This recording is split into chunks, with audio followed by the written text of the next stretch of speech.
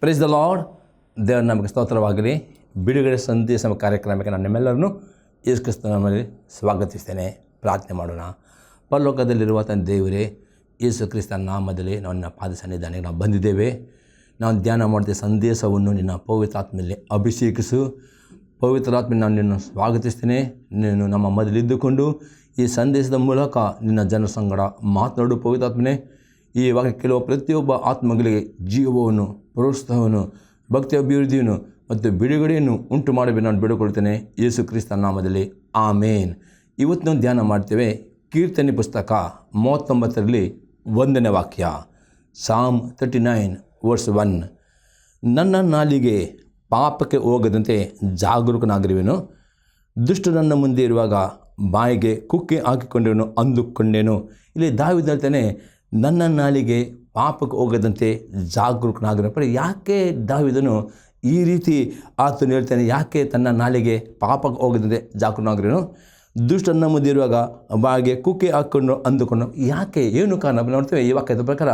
ಒಬ್ಬ ವಿಶ್ವಾಸಿಯು ತನ್ನ ನಾಲಿಗೆಯನ್ನು ಕಡಿಮೆ ಹಾಕಿದರೆ ತನ್ನ ನಾಲಿಗೆ ಮುಖದ ಅನೇಕ ಆಶೀರ್ವಾದಗಳನ್ನು ಅದನ್ನು ಹಾಳು ಮಾಡ್ತಾನೆ. ಅದಕ್ಕೆ ಇಲ್ಲಿ ದಾವೀದನು ನನ್ನ ನಾಲಿಗೆ ಪಾಪ ಹೋಗದಂತೆ ಜಾಗರೂಕನಾಗ. ಹಾಗಾದರೆ ನಿಮ್ಮ ನಾಲಿಗೆ ಪಾಪ ಹೋಗದಂತೆ ಹೇಗೆ ಜಾಗರೂಕ ಆಗಬೇಕು, ಯಾವ ರೀತಿ ಕಡಿಮೆ ಹಾಕಬೇಕು ಎಂಬುದಾಗಿ ವಾಕ್ಯದ ಮಗ ನೋಡೋಣ.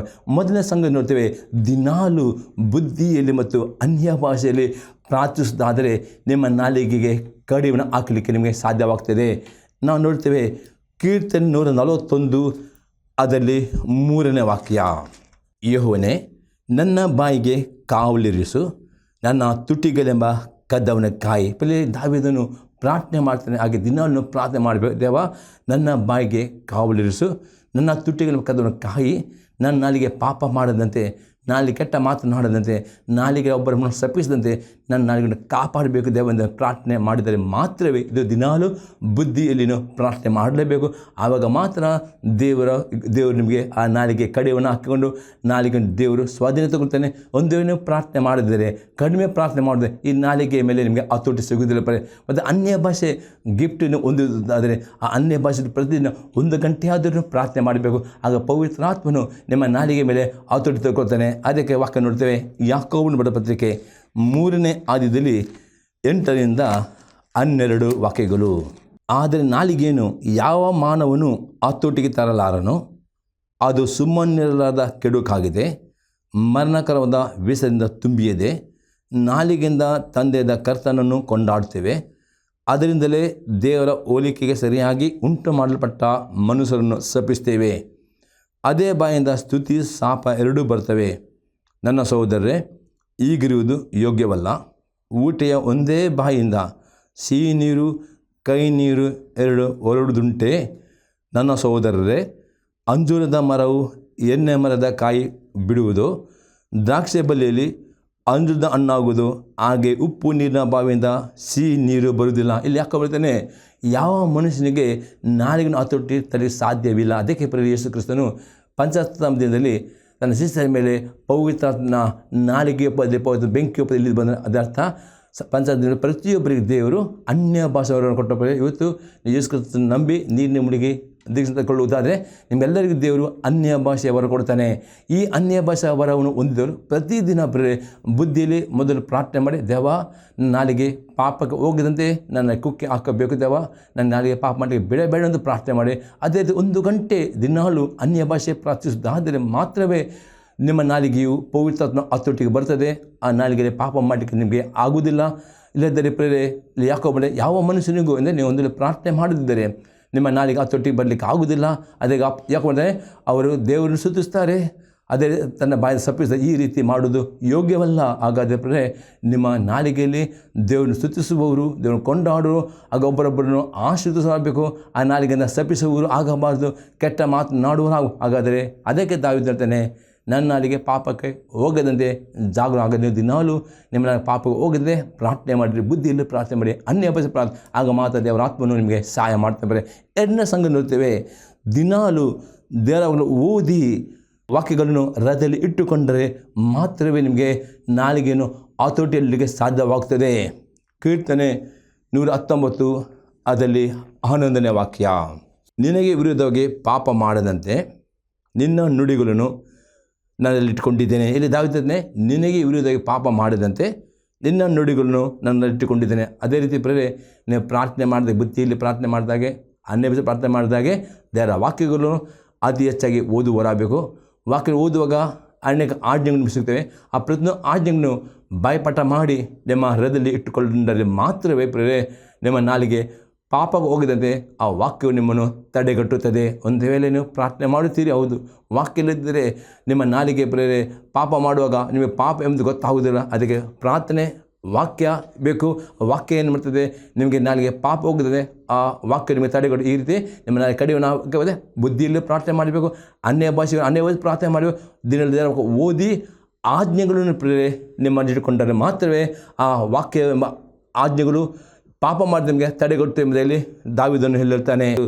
ಜ್ಞಾನೋಕ್ತಿ ಪುಸ್ತಕ 12ನೇ ಅಧ್ಯಾಯದಲ್ಲಿ 13 ಮತ್ತು 14ನೇ ವಾಕ್ಯ, ದುಷ್ಟನು ತುಟಿಗಳ ದೋಷದಿಂದ ಬೋನಿಗೆ ಬೀಳುವನು, ಶಿಷ್ಟನು ಇಕ್ಕಟ್ಟಿನಿಂದ ಪಾರಾಗುವನು. ಇಲ್ಲಿ ಸ್ವಲ್ಪ ದುಷ್ಟನು ತುಟಿಗಳ ದೋಷದ ಅದರ್ಥ ನಿಮ್ಮ ತುಟಿಗಳು ನಿಮ್ಮ ನಾಲಿಗೆಗೆ ಕಡಿಮೆ ಹಾಕಿದರೆ ಅಲ್ಲಿನ ನಕಾರಾತ್ಮಕ, ಅಪಘಾತ, ದುರ್ಮರಣ, ದುರ್ಘಟನೆ, ನಿಮ್ಮ ರೋಗದ ಬಗ್ಗೆ ಮಾತನಾಡೋದು, ನಿಮ್ಮ ಬಡತನದ ಬಗ್ಗೆ ಮಾತನಾಡೋದು, ನಿಮ್ಮ ಸಾಲದ ಬಗ್ಗೆ ಮಾತನಾಡೋದು, ಈ ರೀತಿ ಪದೇ ನೀವು ಮಾತನಾಡಿದ್ರೆ ಆ ನಿಮ್ಮ ಮಾತು ಅಂದರೆ ಆ ತುಟಿಗಳ ದೋಷದಿಂದ ಅಂದರೆ ಇವತ್ತು ನಿಮ್ಮ ಬಾಯಿಯಲ್ಲಿ ಮಾತು ಅತಿ ಇಂಪಾರ್ಟೆಂಟ್ ಆಗಿದೆ.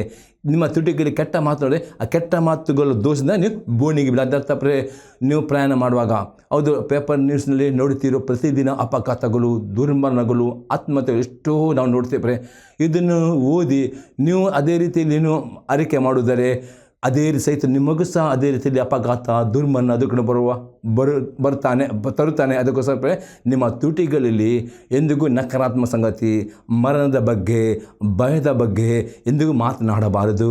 ನಾಲಿಗೆಯಲ್ಲಿ ಯಾವಾಗಲೂ ಕೀರ್ತನೆ 91 ಬಾಯ್ಪಾಠ ಮಾಡಿ ದಿನಾಲೂ 91 ಬಾಯಿಂದ ಅರಿಕೆ ಮಾಡಿರಿ, ದೇವರ ವಾಕ್ಯವನ್ನು ಅರಿಕೆ ಮಾಡಿರಿ, ಪ್ರಾರ್ಥನೆ ಮಾಡಿರಿ, ಅನ್ಯ ಭಾಷೆ ಪ್ರಾರ್ಥನೆ ಮಾಡಿ, ದೇವರ ವಾಕ್ಯ ಉದ್ಯಾನ ಮಾಡಿರಿ, ನಂಬಿಕೆಯಲ್ಲಿ ವಾಗ್ದಾನ ಅರಿಕೆ ಮಾಡಿ. ಈ ರೀತಿ ಮಾಡುವುದರಲ್ಲಿ ನೀವು ಬೋನಿಗೆ ಸಿಕ್ಕಿಕೊಳ್ಳುವುದಿಲ್ಲ. ಆ ದುಷ್ಟವನು ಅಂದರೆ ಯಾವ ತಮ್ಮ ನಾಲಿಗೆ ಕಡಿಮೆ ಹಾಕುವುದಿಲ್ಲೋ ಅವನು ದುಷ್ಟ. ಅವನು ತನ್ನ ನಾಲಿಗೆಯಲ್ಲಿ ಕೆಟ್ಟ ಮಾತನ್ನು ನಿಮಿತ್ತವಾಗಿ ಬೋನಿಗೆ ಕಷ್ಟಕ್ಕೆ ಸಿಕ್ಕಿ ಬೀಳುತ್ತಾನೆ ಎಂಬುದಾಗಿ ಸೊಲೊಮೋನ ಹೇಳ್ತಾನೆ.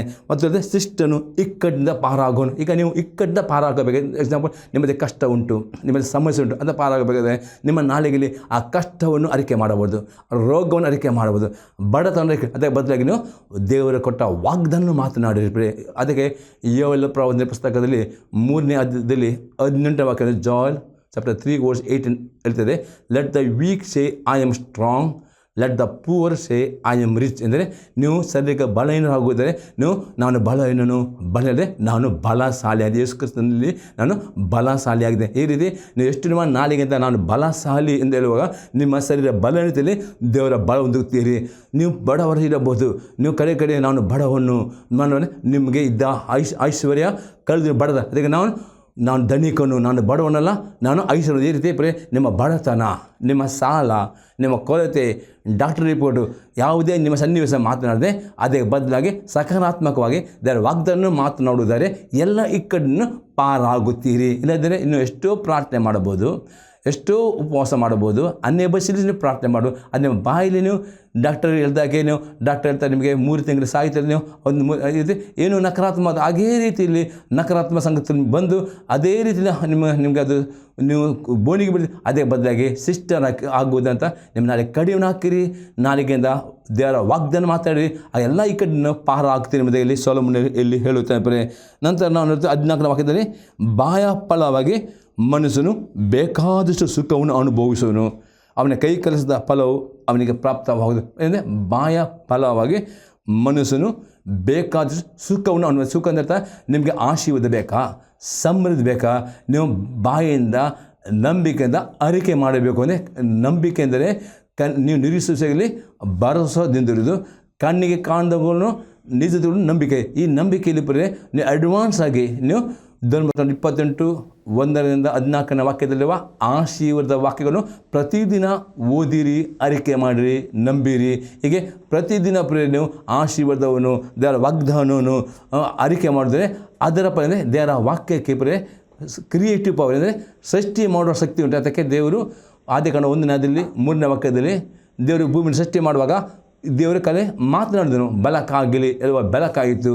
ಹಾಗೆ ದೇವರು ತನ್ನ ಮಾತಿನಿಂದ ಈ ಭೂಮಿಯನ್ನು ಸೃಷ್ಟಿ ಮಾಡಿದ. ಅದೇ ರೀತಿ ನಿಮ್ಮ ಜೀವಿತದಲ್ಲಿ ಆಶೀರ್ವಾದ ಬರಬೇಕಾದ್ರೆ ನೀವು ನಂಬಿಕೆಯಿಂದ ದೇವರ ವಾಕ್ಯವನ್ನು ವಾಗ್ದಾನ ಮಾತನಾಡಿದೆ. ಆ ವಾಗ್ದಾನವು ಆ ಮಾತು ಬೀಜವಾಗಿ ನೆಲಕ್ಕೆ ಬಿದ್ದು ಅದು ಮಳೆ ಕುಡಿದುಕೊಂಡು ಏನು ಬೀಜ ಹಾಕಿದ್ದು ಅದೇ ಸರಿಯಾಗಿ ಪ್ರತಿಫಲ ಕೊಡುತ್ತದೆ. ಹಾಗಾದ ಅರ್ಥ ನಿಮಗೆ ದಿನಾಲು ನಮ್ಗೆ 28:1-14 ವಾಕ್ಯದಲ್ಲಿರುವ ಆಶೀರ್ವಾದವನ್ನು ಓದಿರಿ, ಅರಿಕೆ ಮಾಡಿರಿ.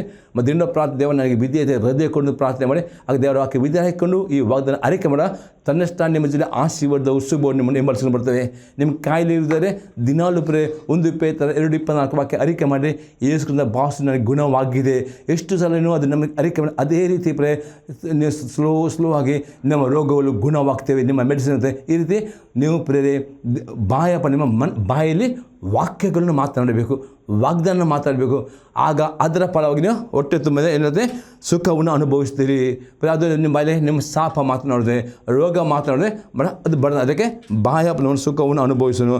ಅವನ ಕೈ ಕೆಲಸ ಬಂದರೆ ನೀವು ಯಾವ ಕೆಲಸ ಮಾಡ್ತೀರೋ ನಂಬಿಕೆ ಬಿಡಿ, ನನ್ನ ಕೈ ಕೆಲಸದವರು ಆಶೀರ್ವಾದ ಮಾಡ್ತಾನೆ, ನನ್ನ ಬೀಜ ಈ ರೀತಿ ನೀವು ಮಾತಾಡಿ ನಿಮ್ಮ ಕೈ ಕೆಲಸದವರು ಸಫಲತೆ ಕೊಡುವವನು ಆಗಿದ್ದಾನೆ. ಜ್ಞಾನೋಕ್ತಿ ಪುಸ್ತಕ 18 ಅದು 20 ಮತ್ತು 21ನೇ ವಾಕ್ಯ. ಮನುಷ್ಯನು ತನ್ನ ಬಾಯ ಬೆಲೆಯನ್ನು ಹೊಟ್ಟೆ ತುಂಬ ಉಣ್ಣುವನು, ತನ್ನ ತುಟಿಗಳ ಫಲವನ್ನು ಸಾಕಾದಷ್ಟು ತಿನ್ನುವನು. ಜೀವನ ಮರಣಗಳು ನಾಲಿಗೆ ವಚನ ಪ್ರಿಯರ ಫಲವನ್ನು ಅನುಭವಿಸುವರು. ಅಷ್ಟು ನಿಮ್ಮ ನಾಲಿಗೆಯಲ್ಲಿ ಜೀವ ಉಂಟು ಹಾಗಾದರೆ ನಿಮಗೆ ಜೀವ ಬೇಕಾ? ಯಾವಾಗಲೂ ನಿಮ್ಮ ನಾಲಿಗೆ ಜೀವ ಕೊಡುವಂಥ ವಾಗ್ದಾನ ಬೈಬಲ್ನಲ್ಲಿ ಅನೇಕ 1000ಕ್ಕಿಂತ ಜಾಸ್ತಿ ಆಳಮುಡಿಕೆ ವಾಗ್ದಂಡು ವಾಗ್ದಾನವನ್ನು ನೋಟ್ ಮಾಡಿ ನಿಮಗೆ ಯಾವ ವಾಗ್ದಾನ ಬೇಕೋ ಆ ವಾಗ್ದಾನ ಅರಿಕೆ ಮಾಡಿ ನಿಮ್ಮ ನಾಲಿಗೆಯಲ್ಲಿ ಜೀವವನ್ನು ಮಾತನಾಡಿದರೆ ಆಶೀರ್ವಾದ ಮಾಡಿದರೆ ಅದೇ ರೀತಿ ಆಶೀರ್ವಾದ ಜೀವವು ಅರಿಯುವುದು.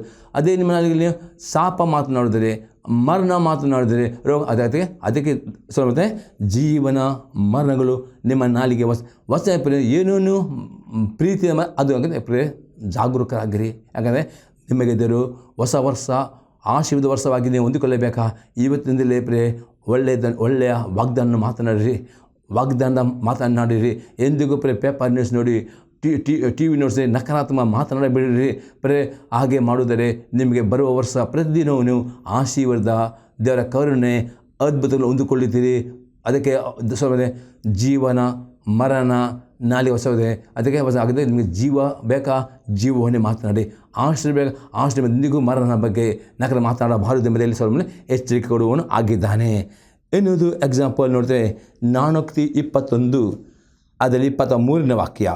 ತನ್ನ ಬಾಯನ್ನು ನಾಲಿಗೆಯನ್ನು ಕಾಯುವನು ತೊಂದರೆಗೆ ರಕ್ಷಣೆ ಇಲ್ಲದೆ ತನ್ನ ಬಾಯನ್ನು ನಾಲಿಗೆ ನಿಮ್ಮ ಬಾಯಿ ನಿಮ್ಮ ನಾಲಿಗೆ ಅವನು ತೊಂದರೆ ಪ್ರೀತಿ. ಇವತ್ತು ಯಾಕೆ ಪ್ರೀತಿ? ಈ ಟಿ ವಿಯಿಂದ ಅನೇಕ ಕುಟುಂಬದಲ್ಲಿ ಸಮಾಧಾನವಿಲ್ಲ, ಐಕ್ಯತೆ ಇಲ್ಲ. ಯಾವಾಗಲೂ ಗಂಡ ಹೆಂಡತಿ ಕೋಪ ಮಾಡೋದು, ಜಗಳ ಮಾಡೋದು, ಯಾವಾಗಲೂ ರೋಗ ಬಿಟ್ಟು ಹೋಗೋದಿಲ್ಲ. ಎಷ್ಟು ದುಡಿದವರು ಬಡತನ, ಎಷ್ಟು ದುಡಿದು ಸಾಲತಿದೆ. ಕಾನಿಷ್ಟೇ ನೀವು ಕೋಪ ಮಾಡಿಕೊಂಡು ನಕಾರಾತ್ಮಕ ಸಂಗತಿ ಎಲ್ಲ ಮಾತನಾಡಿದರೆ ಅದರ ಫಲವಾಗಿ ನಿಮ್ಮ ಕುಟುಂಬದ ಆಶೀರ್ವಾದ ಬರೋ ಬದಲು ಕಷ್ಟ ಬರುತ್ತೆ. ಅದಕ್ಕೆ ತನ್ನ ಬಾಯಿನ ನಾಲಿಗೆ ಕಾಯುವನು ತೊಂದರೆ. ಅದಕ್ಕೆ ದಿನಾಲೂ ಪ್ರಾರ್ಥನೆ ಮಾಡಿದ್ದೇವ, ನನ್ನ ನಾಲಿಗೆ ಎಷ್ಟು ಕೋಪ ಬಂದರು ದೇವರ ಪ್ರಾರ್ಥನೆ ಮಾಡಿದ್ದೇವ, ನನಗೆ ಕೋಪ ಬಂದರೂ ಕೋಪ ಮಾಡಲಿಕ್ಕೆ ಬಿಡಬೇಡಿ. ದೇವರ ವಾಕ್ಯತೆ ಅಪೋಸ್ತಲನು ಎಫೆಸ 4:26-20 ವಾಕ್ಯ ಹೇಳ್ತದೆ, ಕೋಪ ಮಾಡಬೇಕಾದ್ರೂ ಪಾಪ ಮಾಡಬೇಡಿರಿ. ಸೂರ್ಯನ ಮುಳುಗಿಂತ ಮುಂಚೆ ನಿಮ್ಮ ಸಿಟ್ಟು ತೀರಲಿ. ಸೈತನಿಗೆ ಅವಕಾಶ ಕೋಪಗಳು ಬರುವಾಗ ಪಾಪ ಮಾಡಬೇಡಿ. ಪಾಪ ಮಾಡಿ ಕೆಟ್ಟ ಮಾತನಾಡದೆ ಅದರ ಮುಖಾಂತರ ನಿಮ್ಮ ಕುಟುಂಬ ಹಾಳಾಗುತ್ತೆ. ಅದಕ್ಕೆ ದೇವರ ಪ್ರಾರ್ಥನೆ, ದೇವ ಈ ದಿನ ನಾನು ಕೋಪ ಮಾಡಿದಂತೆ ನಿನ್ನ ಕೃಪೆ ಕೊಡು. ಈ ದಿನ ನಾಲಿಗೆ ಪಾಪ ಮಾಡಿದ್ರೆ ಅದು ದಿನಾಲು ಬುದ್ಧಿಯಲ್ಲಿ ಪ್ರಾರ್ಥನೆ ಮಾಡಿ, ಅನ್ಯ ಭಾಷೆ ಪ್ರಾರ್ಥನೆ ಮಾಡಿ, ದೇವರ ವಾಕ್ಯ ಓದಿ, ಆಜ್ಞೆಗಳನ್ನು ಹೀಗೆ ಮಾಡುವುದಾದರೆ ಮಾತ್ರ ನಿಮಗೆ ಈ ನಾಲಿಗೆ ಕಡಿಯನ್ನು ಹಾಕಲು ಸಾಧ್ಯವಾದ. ಇಲ್ಲದರೆ ನಿಮ್ಮ ನಾಲಿಗೆಯ ಮುಖಾಂತರ ಅನೇಕ ಆಶೀರ್ವಾದವನ್ನು ಆರೋಗ್ಯವನ್ನು ಕದ್ದುಕೊಳ್ಳಲಿಕ್ಕೆ ನೀವೇ ಸಹಿತ ಅವಕಾಶ ಕೊಟ್ಟಿದ್ದೀರಿ ಎಂಬುದೇ ಸ್ವಲ್ಪ ಎಚ್ಚರಿಕೆಯನ್ನು ಕೊಡುತ್ತಾನೆ. ಎಕ್ಸಾಂಪಲ್ ನೋಡಿದ್ರೆ ಅರಣ್ಯಕಾಂಡ ಪುಸ್ತಕ 14ನೇ ಅಧ್ಯಾಯದಲ್ಲಿ 26-38 ವಾಕ್ಯ ತನಕ. ಯೆಹೋವನು ಮೋಶೆ ಆರೋನರಿಗೆ, ನನಗೆ ವಿರೋಧವಾಗಿ ಗುಣಗುಟ್ಟುವ ಈ ದುಷ್ಟ ಸಮೂಹದವರನ್ನು ನಾನು ಎಷ್ಟು ದಿನ ಸಹಿಸಲಿ? ಈ ಜನ ನನಗೆ ವಿರುದ್ಧವಾಗಿ ಗುಟ್ಟುವ ಮಾತುಗಳು ನನಗೆ ಕೇಳಿಸ್ತವು. ನೀನು ಅವರಿಗೆ ಈಗ ಹೇಳಬೇಕು, ಹೇಳುವುದೆಂದರೆ ನನ್ನ ಜೀವದಾನೆ, ನಿನ್ನ ಕೇಳಿಸುವಂತೆ ಅಂದುಕೊಂಡ ಪ್ರಕಾರವೇ ನಾನು ಮಾಡುತ್ತೇನೆ. ಅತಿ ಸ್ಪರ್ಧೆ ಇಸ್ರೇಲರು ಅವರು ಅವರ ಸಮಸ್ಯೆ ನೋಡಿಕೊಂಡು ಅವರು ಪದೇ ಪದೇ ಪ್ರೇರೆ ಅವರು ಮರಣವನ್ನು ಮಾತನಾಡಿದರು, ಅವರು ರೋಗವನ್ನು ಮಾತನಾಡಿದರು, ಗುಣಗುಟ್ಟಿದರು. ಎಂದಿಗೂ ಪ್ರೇರೆ ನೀವು ಗುಣಗುಟ್ಟಬೇಡಿ. ಎಲ್ಲರೂ ಕಷ್ಟ ಬಂದ ಕೊಳ್ಳಿದರು, ಗುಣಗುಟ್ಟಿದರು. ದೇವರ ಹೇಳ್ತಾನೆ ಅವರು ಗುಣಗುಟ್ಟ ಮಾತು ನನ್ನ ಕಿವಿಗೆ ಬಿದ್ದವು. ಅವರು ಮಾತನಾಡಿದ ಹಾಗೆ ಆಗಿದೆ. ನೆಟ್ವರ್ಕ್ಲಿ ನಿಮ್ಮ ಬಾಯಿಂದ ಬರೋ ಮಾತುಗಳು ದೇವರು ಕೇಳುತ್ತಾ ನಿಮ್ಮದನ್ನು ನೋಡ್ತೇವೆ. ಅದಕ್ಕೆ ದೇವರು ನಿಮ್ಮ ಮಾತನ್ನು ಕೇಳಿ ಅದೇ ಪ್ರಕಾರ ನಿಮಗೆ ಆಶೀರ್ವಾದಕ್ಕೆ ನಿಮಗೆ ದೇವರಿಂದ ನಿಮಗೆ ಪ್ರಾರ್ಥನೆ ಉತ್ತರ ಬರಬೇಕಾ, ದೇವರು ನಿಮಗೆ ಅದ್ಭುತಗಳು ಆಗಬೇಕಾ, ನಿಮ್ಮ ಬಾಯಲ್ಲಿ ಪ್ರಾರ್ಥನೆ ಮಾಡಿದ ನಂತರ ಪ್ರಾರ್ಥನೆ ಉತ್ತರ ದಿನಾಲೂ ಮಾತನಾಡಿ, ಅದಕ್ಕೆ ವಾಗ್ದಾನ ಮಾತನಾಡಿ, ಆಗ ದೇವರು ಅದು ಕೇಳುತ್ತಾನೆ. ಮತ್ತು ವಾಗ್ದಾನ ಅರಿಕೆ ಮಾಡಿದಾಗೆ ಮಾಡೋದು ಅದಕ್ಕೆ ಇವರು ಗುಣಗುಟ್ಟಿದರು. ಅದೇ ದೇವರು ಅವರು ಅಂದುಕೊಂಡ ಪ್ರಕಾರ ನಾನು ಮಾಡುತ್ತೇನೆ. ನಂತರದ 29 ವಾಕ್ಯ, ನಿಮ್ಮ ಶವಗಳು ಈ ಅರಣ್ಯದಲ್ಲಿ ಬೀಳು. ಯಾಕೆ ಪ್ರೇರೆ ಇಸ್ರಾಯೇಲ್ ಜನರು ಅರಣ್ಯದಲ್ಲಿ ಸತ್ತು ಬಿದ್ದವರ ಕಾರಣ ಅವರು ಪದೇ ಪದೇ ಮರಣವನ್ನು ಅರಿಕೆ. ಇಂದಿಗೂ ಪ್ರೇರೆ ನೀವು ಪ್ರಯಾಣ ಮಾಡುವ ಅಪಘಾತವನ್ನು ಮಾತನಾಡಬೇಡಿ, ದುರ್ಮರಣದ ಬಗ್ಗೆ ಮಾತನಾಡಬೇಡಿ. ಅದೇ ಬದಲಿಗೆ ಕೀರ್ತನೆ 91 ಯಾವಾಗಲೂ ಮಾತನಾಡ್ತೀರಿ ಪ್ರೇರೆ. ಆಗ ನಿಮಗೆ ದೇವರು ಎಲ್ಲ ಅಪಘಾತ, ದುರ್ಘಟನೆ ಕಾಪಾಡೋನಾಗಿದೆ. ಅದೇ ಇವತ್ತು ಅನೇಕರು ತಮ್ಮ ಬಾಯಿಗೆ ಕಡಿಯನ್ನು ಹಾಕದ ನಿಮಿತ್ತವಾಗಿ ನಕಾರಾತ್ಮಕ ಮಾತಾಡಿದೆ ಅನೇಕ ಘಟನೆ ಅದಕ್ಕೆ ಇಲ್ಲಿ ಇರುತ್ತೆ. ಅದಕ್ಕೆ ಅವರ ಶವಗಳು ಅಲ್ಲಿ ಬಿದ್ದವು. ನೀವು ನನಗೆ ವಿರೋಧವಾಗಿ ಗುಣಗುಟ್ಟಿದ್ದರಿಂದ ನಿಮ್ಮಲ್ಲಿ ಲೆಕ್ಕಿಸಲ್ಪಟ್ಟವರೆಲ್ಲರೂ ಅಂದರೆ 20 ವರ್ಷ ಮೊದಲುಕೊಂಡು ಹೆಚ್ಚದ ವಯಸ್ಸುಳ್ಳವರು ಅಲ್ಲಿ ಯಾಕೆ ಈ ಜನರು ಅಲ್ಲಿ ಸತ್ತರು? ದೇವರು ವಾಗ್ದಾನ ಮಾಡಿದರೆ ಕಾನಾನ್ ದೇಶ ಯಾಕೆ ಹೊಂದಿಲ್ಲ? ಅವರು ಕಾನಾನ್ ದೇಶ ನೋಡಿ ಅಲ್ಲಿರುವ ಸಮಸ್ಯೆ ಬಗ್ಗೆ ಅವರು ಗುಣಗುಟ್ಟಿದ್ದರು. ಅದಕ್ಕೋಸ್ಕರ ದೇವರು ವಾಗ್ದಾನ ಮಾಡಿದ ವಾಗ್ದಾನ ನಂಬಿರಿ, ತಡವಾದರೂ ಆ ವಾಗ್ದಾನ ನೆರವೇರುತ್ತದೆ. ಅದು ಬರೆದು ಪ್ರಾರ್ಥನೆ ಮಾಡಿ, ಅದೇ ಸಮಸ್ಯೆ ಮಾತಾಡಬೇಡಿ. ವಾಗ್ದಾನ ಆಗಿಸಿದ ಇವರು ಏನು ಮಾಡಿದರು? ಆ ವಾಗ್ದಾನವನ್ನು ಮಾತನಾಡಲ್ಲ, ಅವರು ಗುಣಗುಟ್ಟಿದ್ದರು. ಅದಕ್ಕೆ ಏನಾಯಿತು? 20 ಎಲ್ಲರೂ ಅದರಲ್ಲಿ ಸತ್ತು ಹೋದರು ಎಂಬುದಾಗಿ ನಾವು ಇಲ್ಲಿ ನೋಡ್ತೇವೆ. 30ನೇ ವಾಕ್ಯದಲ್ಲಿ, ಯೆಫುನ್ನೆಯ ಮಗನಾದ ಕಾಲೆ ಮತ್ತು ನೂನನ ಮಗನ ಯೇಸುವ ಇವರಿಬ್ಬರೇ ಹೊರತು ನಿಮ್ಮಲ್ಲಿ ಯಾರೂ ನಿಮ್ಮ ನಿವಾಸಕ್ಕಾಗಿ ನಾನು ಪ್ರಮಾಣಪೂರ್ವಕವಾಗಿ ವಾಗ್ದಾನ ಮಾಡಿದ ದೇಶವನ್ನು ಸೇರುವುದಿಲ್ಲ. ನೋಡ್ತೇವೆ ಕಾಲೆ ಮತ್ತು ಯೇಸುಪುರ ಅವರು ಈ 40 ವರ್ಷದ ಇವರು ಎಂದಿಗೂ ನಮಗೆ ಮಾತನಾಡಲ್ಲ. ಎಂದಿಗೂ ದೇವರಿಗೆ ಗುಣ ಪ್ರತಿದಿನ ಅವ್ರ ನಂಬಿಕೆಯಿಂದ ಅವರ ವಾಗ್ದಾನ ಆರೈಕೆ ಮಾಡಿದರು. ಅದೇ ರೀತಿ ನೀವು ಕಾಲೆ ಯೇಸುನಾಗೆ ದಿನಾಲು ವಾಗ್ದಾನವನ್ನು ಪ್ರಾರ್ಥನೆ ಉತ್ತರವನ್ನು ಮಾತನಾಡಬೇಕು. ಅವರು ಕಾಲೆ ಯೇಸು 40 ವರ್ಷ ಅವರು ಪದೇ ಪದೇ ಮಾತನಾಡಿದರು. ದೇವರು ನಮಗೆ ಕಾಣಂತ ಕೊಡುತ್ತಾನೆ ಮಾತನಾಡಿದ್ರು ಎಂದು ನಂಬಿಕೆ ಮಾತನಾಡಲ್ಲ, ಗುಣಗುಟ್ಟಿಲ್ಲ, ಸಂಶಯ ಪಡ ಹಾಗೆ ಅವರಿಗೆ ದೇವರು ಕೊಟ್ಟವನ್ನು ನಮ್ಮನ್ನು ನೋಡ್ತೇವೆ. ನಂತರ 31ನೇ ವಾಕ್ಯದಲ್ಲಿ, ಆದರೆ ಪರರ ಪಾಲಾಗುವರೆಂದು ನೀವು ಹೇಳಿದ ನಿಮ್ಮ ಚಿಕ್ಕ ಮಕ್ಕಳನ್ನು ಅಲ್ಲಿಗೆ ಸೇರಿಸನು. ನೀವು ಬೇಡವೆಂದು ಹೇಳಿದ ದೇಶವನ್ನು ಅವರು ಅನುಭೋಗಿಸುವರು. ನೀವಂತೂ ಈ ಅರಣ್ಯದಲ್ಲಿ ಸಾಯುವಿರಿ. ನಿಮ್ಮೆಲ್ಲ ಶವಗಳು ಈ ಅರಣ್ಯದಲ್ಲಿ ಬೀಳುವ ಪರ್ಯಂತರ ನೀವು ಮಾಡಿದ ದ್ರೋಹದ ಫಲವನ್ನು ನಿಮ್ಮ ಮಕ್ಕಳು ಅನುಭವಿಸುವವರಾಗಿ 40 ವರ್ಷ ಅರಣ್ಯವಾಸಿಗಳಾಗಿರಬೇಕು. 40 ವರ್ಷ ಆ ಇಸ್ರಾಯೇಲರು ಅರಣ್ಯವಾಸಿಗಳಾದರೂ ಕಾರಣ ಅವರು ಪದೇ ಪದೇ ಗುಣಗುಟ್ಟಿದರು, ಸಮಸ್ಯೆಯನ್ನೇ ಮಾತನಾಡಿದ ವಿನ ದೇವರು ವಾಗ್ದಾನ ಮಾಡಿದ ಕಾನಾನ್ ದೇಶ ಹಾಕಿದ ಇವತ್ತು ದೇವರಿಗೆ ತಪ್ಪುರಿಸಬೇಡ್ರಿ. ದೇವರು ದಯಾಳು ಆಗಿದ್ದಾನೆ, ಕೃಪಾಳು ಆಗಿದ್ದಾನೆ, ಪ್ರೀತಿಸಲು ಆಗಿದ್ದಾನೆ. ನೀವು ಯೇಸು ಕ್ರಿಸ್ತನಲ್ಲಿ ಏನೇನು ಬಿಡುತ್ತೀರೋ ಆತನ ಚಿತ್ರದ ಪ್ರಕಾರ, ಆತನ ವಾಗ್ದಾನ ಪ್ರಕಾರ, ಆತನ ಆಜ್ಞೆಗೆ ಕೊಂಡದ್ದು ಪ್ರಾರ್ಥನೆ ದೇವರು ನಿಮ್ಮ ಉತ್ತರ ಕೊಟ್ಟೇ ಕೊಡುತ್ತಾನೆ. ಅದೇ ಪ್ರಾರ್ಥನೆ ಉತ್ತರ ಬರಬೇಕಾದರೆ ನಿಮಗೆ ತಾಳ್ಮೆ ಬೇಕು. ಮತ್ತು ಆ ತಾಳ್ಮೆಯಲ್ಲಿ ನೀವು ಯಾವಾಗಲೂ ಸ್ತುತಿಸುವವರಾಗಬೇಕು. ದೇವರನ್ನ ಕರ್ತನ ಸಲ್ಲಿಸಬೇಕು. ಅಡ್ವಾನ್ಸ್ ಆಗಿ ನಿಮ್ಮ ಪ್ರಾರ್ಥನೆ ಉತ್ತರವನ್ನು ಮಾತನಾಡಬೇಕು. ಪ್ರಾರ್ಥನೆಗೆ ತೆಗೆದುಕೊಂಡು ಆ ವಾಗ್ದಾನ ಮಾತಾಡಬೇಕು. ಇದು ಮಾತನಾಡುವ ಒಂದು ದಿನ ನೀವು ಮಾತನಾಡಿದಂತೆ ದೇವರು ಆ ವಾಗ್ದಾನವನ್ನು ನಿಮ್ಮ ಜೀವಿತದಲ್ಲಿ ಹೊಂದಿಕೊಳ್ಳೋಕೆ ಸಹಾಯ ಮಾಡೋದು. ಅದಕ್ಕೆ ಬದಲಾಗಿ ಈ ಜನರಿಗೆ ಗುಣಗುಟ್ಟುವುದಾರಿ ದೇವರು ಕೊಟ್ಟ ವಾಗ್ದಾನವಾಗಬಹುದು, ಪ್ರವಾದನೆ ಯಾವುದು ನೆರವೇರಿದೆ, ನೀವು ಸಾಯುತ್ತೀರಿ ಅಥವಾ ದೇವರ ವಾಗ್ದಾನ ಹೊಂದಿಕೊಳ್ಳೋ. ಅದಕ್ಕೆ ನಿಮ್ಮ ನಾಲಿಗೆ ಪಾಪ ಹೋಗುತ್ತದೆ, ಜಾಗರೂಕರಾಗಲೇ ಕಾಪಾಡಲೇಬೇಕು. ನಾವು ಈ ವಾಕ್ಯದಲ್ಲಿ ನಾವು ನೋಡ್ತೇವೆ. 34ನೇ ವಾಕ್ಯ ನೋಡ್ತೇವೆ. ನೀವು ಆ ದೇಶವನ್ನು ಸಂಚರಿಸಿ ನೋಡಿದ 40 ವರ್ಷಗಳಿಗೆ ದಿನ ಒಂದಕ್ಕೆ 1 ಸಂವತ್ಸರದ ಮೇರೆಗೆ 40 ವರ್ಷ ನಿಮ್ಮ ಪಾಪದ ಫಲವನ್ನು ಅನುಭವಿಸುವವರಾಗಿ ನಾನು ಕೈ ಬಿಟ್ಟರೆ ಗತಿ ಎಂಥದೆಂದು ತಿಳ್ಕೊಳ್ಳಬೇಕು. ಇದು ಯೆಹೋವನೆಂಬ ನಾನೇ ಹೇಳಿದ ಮಾತು. ನನಗೆ ವಿರೋಧವಾಗಿ ಕೂಡಿಕೊಂಡಿರುವ ಈ ದುಷ್ಟ ಸಮೂಹದವರೆಲ್ಲರಿಗೆ ಈ ಮಾತಿನ ಮೇರೆಗೆ ಮಾಡುತ್ತೇನೆ. ಈ ಅರಣ್ಯದಲ್ಲೇ ಇವರೆಲ್ಲರೂ ಸಾಯಬೇಕು ಎಂದು ಹೇಳಿದನು. ಆ ದೇಶವನ್ನು ಸಂಚರಿಸಿ ನೋಡುವುದಕ್ಕೆ ಮೋಶೆಯಿಂದ ಕಲ್ಲಲ್ಪಟ್ಟು ಹಿಂದಿರುಗಿ ಬಂದು ಆ ದೇಶದ ವಿಷಯದಲ್ಲಿ ಅಶುಭ ಸಮಾಚಾರವನ್ನು ಹೇಳಿ ಸರ್ವ ಸಮೂಹದವರನ್ನು ಅವನಿಗೆ ವಿರೋಧವಾಗಿ ಗುಣಗುಟ್ಟುವಂತೆ ಮಾಡಿದ ಮನುಷ್ಯರು ಯೆಹೋವನ ಸನ್ನಿಧಿಯಲ್ಲಿ ವ್ಯಾಧಿಯಲ್ಲಿ ಸತ್ತವರು. ನೋಡಿ 40 ವರ್ಷ ಈ ಜನರು ದೇವರಿಗೆ ವಿರುದ್ಧವಾಗಿ ಮಾತನಾಡಿದರು, ಮೋಜೆ ವಿರುದ್ಧ ಮತ್ತು ಗುಣ ವಿರುದ್ಧ ಅವರೆಲ್ಲರೂ ವ್ಯಾಧಿಯನ್ನು ಸತ್ತು ಹೋದರು. ಯಾರೂ ಕಾಣದ ಆದರೆ 30ನೇ ವಾಕ್ಯದಲ್ಲಿ ಅವರಲ್ಲಿ ನೂನನ ಮಗನಾದ ಯೇಸುವನು ಯೆಫುನ್ನೆಯ ಮಗನಾದ ಕಾಲೇಬನು ಉಳಿದ. ಹಾಗಾದರೆ ಪ್ರೇ ಇಲ್ಲಿ ಅತಿ ಸ್ಪಷ್ಟ ಇವತ್ತು ಪ್ರೇರೆ ನಿಮ್ಮ ನಾಲಿಗೆ ಅದಕ್ಕೆ ದಾವಿದನೇ ನನ್ನ ನಾಲಿಗೆ ಪಾಪಕ್ಕೆ ಹೋಗದಲ್ಲಿ ನಾನು ಜಾಗರೂಕರಾಗಿರುವೆನು.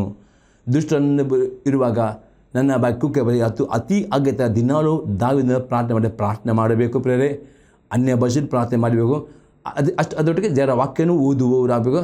ಅದೆಲ್ಲ ಇರುವ ಆಜ್ಞೆಗಳನ್ನು ನಿಮ್ಮ ಜ್ಞಾಪಕ ಇಟ್ಟುಕೊಂಡು ಅದಕ್ಕೆ ವಿಧೇಯರಾಗಬೇಕು. ಹೀಗೆ ಮಾಡಿದರೆ ಮಾತ್ರ ನಿಮಗೆ ದೇವರ ವಾಗ್ದಾನ ಆಶೀರ್ವಾದ, ನಿಮ್ಮ ಪ್ರಾರ್ಥನೆ ಉತ್ತರ, ಬಿಡುಗಡೆ ನಿಮಗೆ ಸಿಗುತ್ತೆ. ಒಂದು ವೇಳೆ ಯಜಮಾನರು ಎಷ್ಟು ದೇವರವರಿಗೆ ತೋರಿಸಿದ ಕಾನಾನ್ ದೇಶ ಅವರು ಅದು ಅಪನಂಬಿಕೆ ಮಾತನಾಡಿದರು, ಸಮಸ್ಯೆ ಮಾತನಾಡಿದರು. 40 ವರ್ಷ ದೀರ್ಘ ತಾಳ್ಮೆ ಅದು ಅವರು ಇನ್ನೂ ಕಟ್ಟನದು. ಅದಕ್ಕೆ ದೇವರು ತಾಳ್ಮೆ ದಾಟಿ ಹೋಯಿತು.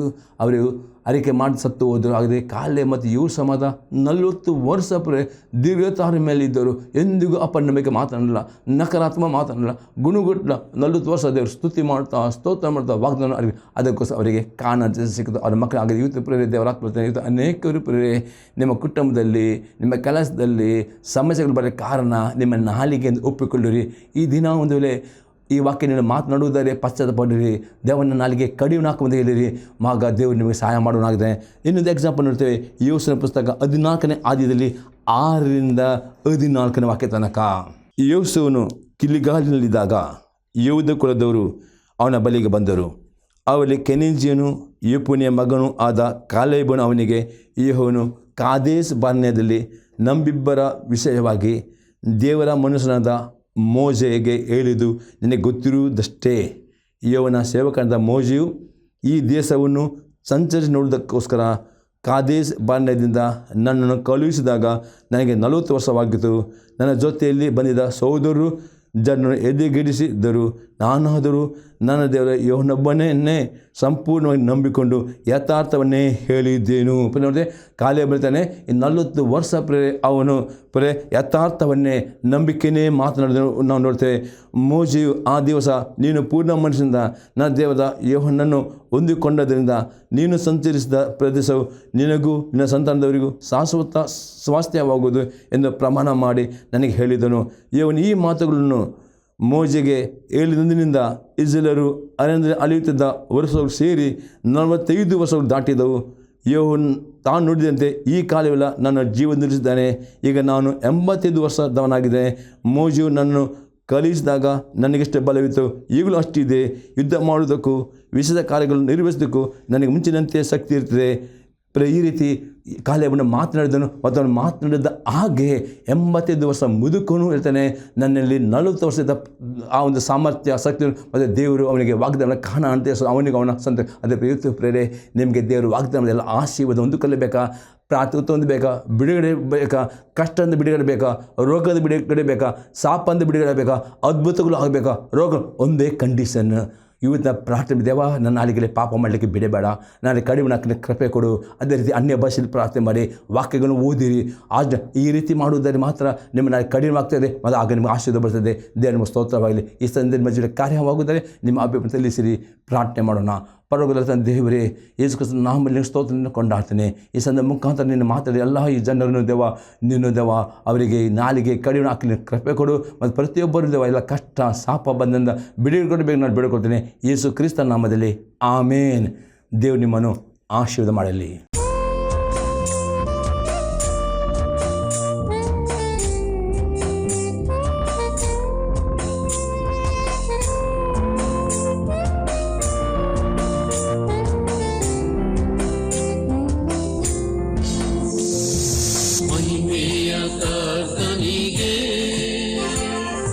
ಜಯ ಜಯ ಜಯ